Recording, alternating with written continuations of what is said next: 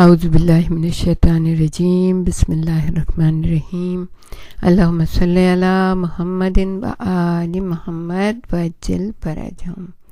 السلام علیکم پیارے بچوں، کیسے ہیں آپ؟ آپ کے سامنے بہت سارے چھوٹے چھوٹے کویسچن لے کے بی بی جان آپ کی خدمت میں حاضر ہیں۔ امید ہے آپ لوگ بالکل ٹھیک ٹھاک ہوں گے، صحت مند اور تندرست ہوں گے، اپنے گھروں میں خوب اپنے پیرنٹ کا ہاتھ بٹا رہے ہوں گے، کام کر رہے ہوں گے، اسکول کے بھی کام کر رہے ہوں گے۔ ہم آپ کو جو امام علی علیہ السلام کی جو ایک سینگ ہے، بہت ہی پیاری سی بات ہے، اس سے آج کی آپ کی کویسچن آنسر کے ابتدا کرتے ہیں۔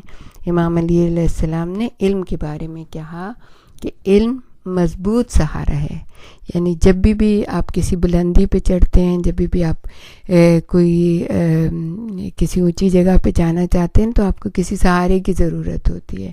تو آپ نے ارشاد فرمایا کہ علم جو ہے، نالج جو ہے نا، وہ مضبوط سہارا ہوتا ہے کہ جس کے ذریعے سے آپ ایلیویٹ کرتے ہیں، آپ بلند ہوتے ہیں، آپ لوگوں کے درمیان میں لیڈر بنتے ہیں، آپ میں لیڈرشپ کی کوالٹی ہوتی ہے کیونکہ آپ کے پاس علم ہوتا ہے۔ تو جس نے پہلے ہم نے آپ کو بتایا تھا کہ امام علی نے ایک اور جملہ کہا کہ علم شارائے عظمت پر لا کر کھڑا کر دیتا ہے، یعنی کہ اگر آپ بلندی چاہتے ہیں تو آپ کو علم حاصل کرنا پڑے گا۔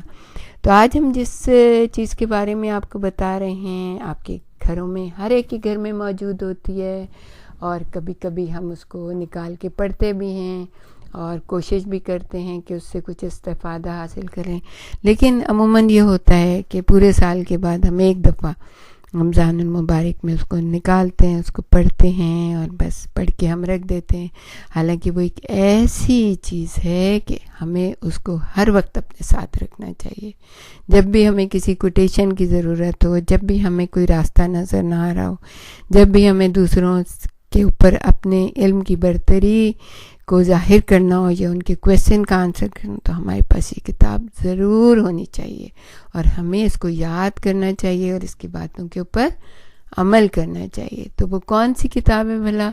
آپ سب کو یاد آ گیا ہوگا، وہ کتاب ہے اللہ کی الہامی کتاب قرآن مجید۔ جی، قرآن مجید کے بارے میں ہم آج آپ سے کچھ کویسچن کرنا چاہیں گے، تو انشاءاللہ شروع کرتے ہیں۔ بسم اللہ الرحمن الرحیم۔ کہ پہلا کویسچن آپ سے یہ ہے کہ اللہ تک پہنچنے کے لیے وسیلہ اختیار کرنے کا حکم کس سورے میں دیا گیا ہے؟ یعنی کہ اللہ تو بہت بلند سے بلندی کا کوئی تصور ہی نہیں ہے کہ وہ کتنی عظمت ہے، اس کی کتنی بلندی، کوئی تصور نہیں ہے نا۔ تو ہمیں ہمارے پاس کوئی تو ایسی چیز ہو کہ ہم اس تک پہنچیں۔ وہ ہم سے بہت قریب ہے لیکن ہم چونکہ اتنا زیادہ اس کے قریب نہیں ہے، اس لیے ہمیں کوئی نہ کوئی وسیلہ اختیار کرنا چاہیے اس تک پہنچنے کے لیے۔ اور آپ کو پتہ ہے کہ محمد و آل محمد ہی وہ وسیلہ ہیں اور قرآن حکیم ہی وہ وسیلہ ہے جس کے ذریعے سے ہم اپنے رب تک، اللہ تک پہنچ سکتے ہیں۔ تو وہ کون سا ہے؟ اس کا جواب یہ ہے کہ خدا تک پہنچنے کے لیے وسیلہ اختیار کرنے کا حکم جس سورے میں ہے وہ ہے سورہ مائدہ، اور اس کے آیت کا نشان ہے 35۔ جب آپ سورہ مائدہ نکالیں گے اور اس کے آیت 35 پہ پہنچیں گے تو آپ کو پتہ چلے گا کہ اللہ تعالیٰ نے کتنے خوبصورت انداز میں آپ کو بتایا ہے کہ اس کے پہنچنے کے لیے، اس تک پہنچنے کے لیے کس طرح وسیلے کو اختیار کرو۔ پھر ہم آپ کو بتائیں گے سورہ مائدہ، آیت کا نشان ہے 35۔ اچھا، اب یہ تو کویسچن آپ کا ہو گیا، آپ کو یاد ہو گیا، یاد رکھیے گا اور سرچ بھی کر لیجیے گا۔ آج کل تو ہر ایک کے پاس سیل فون ہے، فوراً ہی نکال لیں گے آپ۔ اچھا، دوسرا سوال ہم آپ سے یہ کریں گے کہ قرآن کے کس سورے کے متعلق تاکید آئی ہے، یعنی ائمہ نے بھی کہا، جناب رسول خدا نے بھی کہا کہ خواتین جو ہے نا اس سورے کی زیادہ سے زیادہ تلاوت کریں۔ خواتین کے لیے ویسے تو سبھی کو کرنی ہے، ظاہر ہے ہر ایک کو کرنی چاہیے، لیکن خاص طور سے جس سورے کو پڑھنے کے لیے قرآن حکیم جناب رسول خدا نے اور ائمہ نے بتایا ہے وہ یہ ہے کہ خواتین اس سورے کی تلاوت زیادہ سے زیادہ کریں. اور وہ کون سا سورہ ہے؟ وہ ہے سورہ نور، جس کے اندر احکامات ہیں اور بتایا گیا ہے کہ کس طرح ہمیں اپنی زندگی گزارنی ہے. تو وہ سورہ نور ہے، اور جب آپ سورہ نور پڑھیں گے یا پڑھیں گی تو آپ کو پتہ چلے گا کہ کتنی ساری باتیں ہیں جو ہمیں نہیں پتہ ہیں. اگر ہم سورہ نور پڑھیں گے تو ہمیں بہت ساری چیزوں کا علم ہو جائے گا. اچھا، اب ہم تیسرا سوال آپ سے یہ کریں گے کہ قرآن مجید میں کل کتنی خواتین کا ذکر آیا ہے؟ کتنی خواتین ہیں جن کا ذکر قرآن مجید میں ہے؟ تو اس کا جواب کسی کو پتہ ہے؟ اپنی ماما سے پوچھ لیجئے کتنی خواتین کا ذکر ہے، کیونکہ یہ تو ضرور خواتین کو پتہ ہونا چاہیے کہ کتنی خواتین کا ذکر قرآن مجید میں آیا ہے. تو ہم آپ کو بتاتے ہیں کہ 13 خواتین کا ذکر جو ہے نا قرآن مجید میں آیا ہے. ان میں سے بہت ساروں کے نام بھی ہیں اس کے اندر، بہت ساروں کی طرف اشارہ کیا گیا ہے. جیسے جناب موسیٰ کی والدہ ہیں، ان کا نام نہیں ہے لیکن مادر موسیٰ کہہ کے ان کو خطاب کیا گیا ہے. لیکن جیسے جناب مریم ہے ان کا نام آیا ہے. تو 13 خواتین ایسی ہیں جن کے بارے میں ذکر کیا ہے قرآن مجید میں. ان میں زیادہ تر تو ایسی ہیں جو کہ اچھی خواتین ہیں، جیسے جناب آسیہ ہیں، وہ فرعون کی زوجہ تھیں، فرعون کی پارٹنر تھیں، ان سے شادی ہوئی تھی فرعون کی.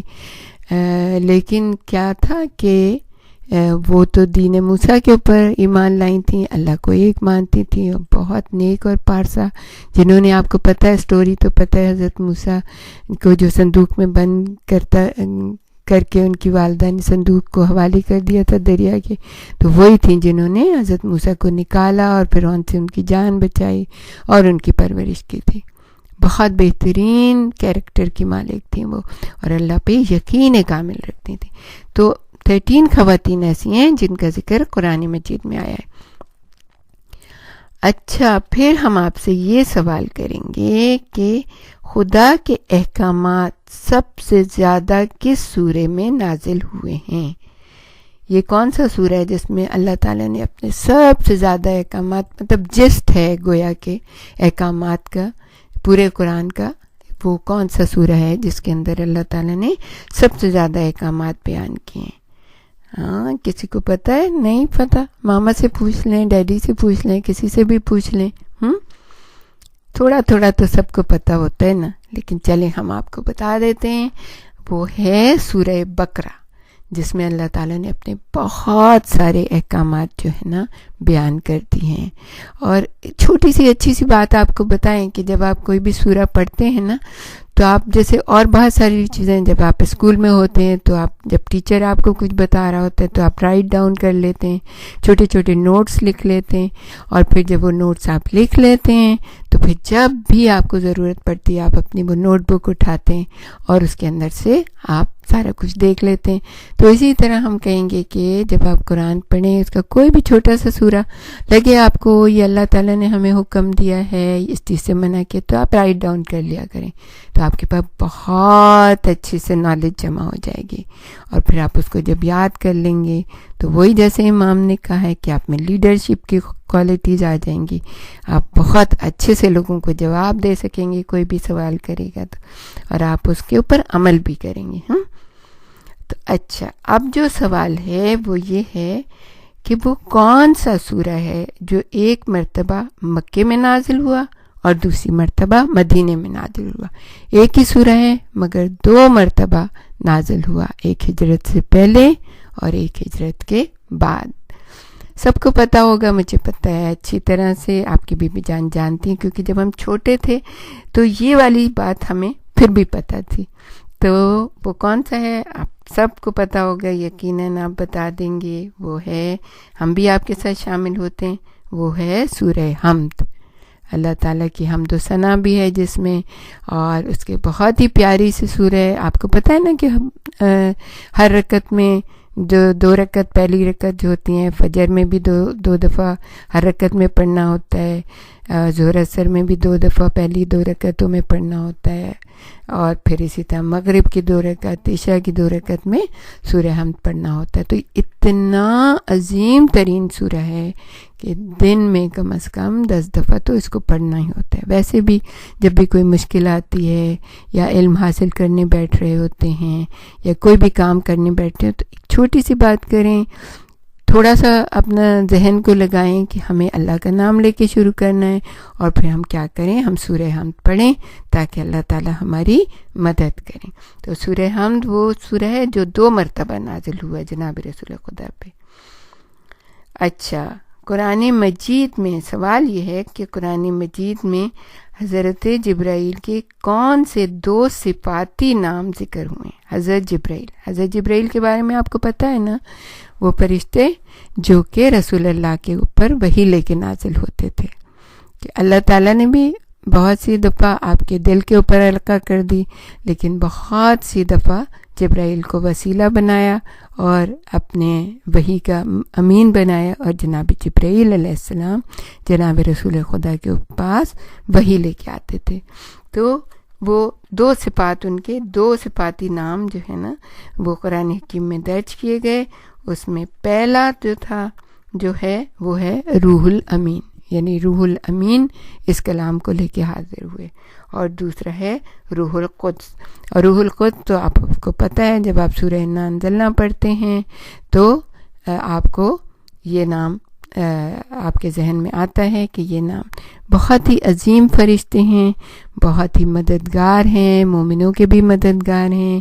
اور دیکھیں فرشتوں کے بارے میں اتنے پیارے ہوتے ہیں، اتنے اچھے ہوتے ہیں نا، بہت سارے فرشتے، اللہ تعالیٰ نے کہا کہ میرے بہت سارے فرشتے جو ہیں نا وہ نیک مومنین کے لیے دعا کرتے ہیں۔